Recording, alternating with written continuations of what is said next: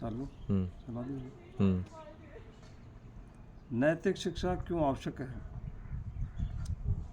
प्राचीन समय में भारत एक सोने की चिड़िया कहलाता था। समय समय पर विदेशी आक्रमणकारियों ने इस देश को लूटा और लूट करके यहाँ से जो बहुत बड़ी संपत्ति, यहाँ जो मंदिरों में से मंदिरों को ध्वस्त किया और अपने देशों में ले गई।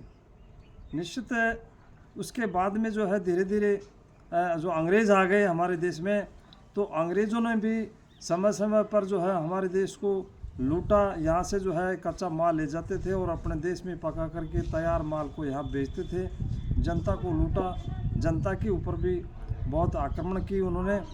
तो इसके बाद में जब अंग्रेज़ों को बाहर निकालने के लिए हमारे देश के जो नेता जो थे उस समय गांधी जी के नेतृत्व में एक लड़ाई लड़ी गई थी अंग्रेज़ों को बाहर निकालने के लिए। तो ये मैं अलग से एक वीडियो है इसमें डालूंगा कि भाई ये स्वतंत्रता सेनानी कौन थे उसमें। तो उसमें यानी मैं कहना चाहूँगा कि इसमें जो अंग्रेज़ों को बाहर निकालने के लिए एक आज़ादी की लड़ाई लड़ी गई और उसमें अंग्रेज़ों को बाहर निकाला गया।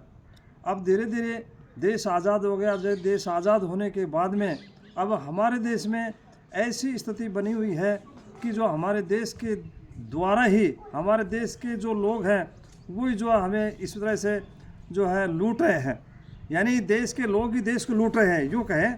तो इसमें आजकल जो है पर देख रहे हैं कि भ्रष्टाचार का बोलबाला है, रिश्वतखोरी है और इसमें बेईमानी, चोरी, डकैती इस तरह से चल रहा है, तो देश को लूट रहे हैं। तो मैं ये कहना चाहूँगा कि इसके लिए जो है एक नैतिक शिक्षा की आवश्यकता है। नैतिक शिक्षा बहुत ज़रूरी है।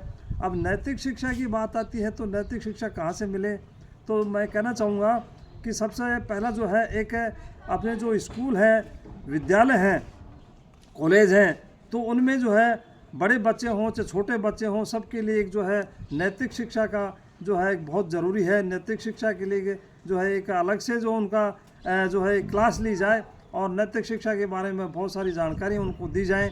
दूसरा एक परिवार का आता है, तो परिवार भी एक नैतिक, परिवार में जो है एक बच्चा जब जन्म लेता है, छोटा बच्चा होता है तो जो जन्म लेता है परिवार में, तो परिवार में ही जो है वो पलता बोलता है, जो उसमें वो संस्कार आते हैं उसमें, तो संस्कार आते हैं तो वो इसमें कहना चाहूँगा कि जो है उसमें भी जो परिवार में भी जो है एक है उसकी सबसे पहले गुरु माँ होती है। प्राथमिक पाठशाला तो है ही परिवार, लेकिन उसमें भी सबसे पहले गुरु माँ होती है। तो माँ जैसे संस्कार डालती है बच्चे में वैसे संस्कार आते हैं। तो निश्चित रूप से बहन बेटियों को मैं कहना चाहूँगा कि अपने बच्चों में अच्छे संस्कार दें। उसमें ये जो पहले जो इसमें लिखाया जाता था, एक सुरती लेख आती थी 60 साल पहले परिवार में, इसमें स्कूलों में लिखाया जाता था कि हमेशा सत्य बोलो, हमेशा सच बोलो, कर्तव्यनिष्ठ बनो, परोपकारी बनो। इस तरह से ये जो है सुरती लेख में भी लिखाया जाता था मोटे मोटे अक्षरों में, लेकिन वो सब आजकल बंद हो गया है।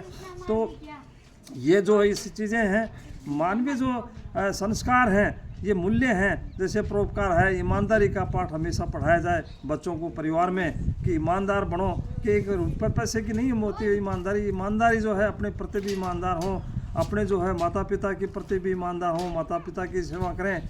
तो इसमें जो है ईमानदारी है, कर्तव्यनिष्ठ है, परोपकारी है, विनम्र बनना है।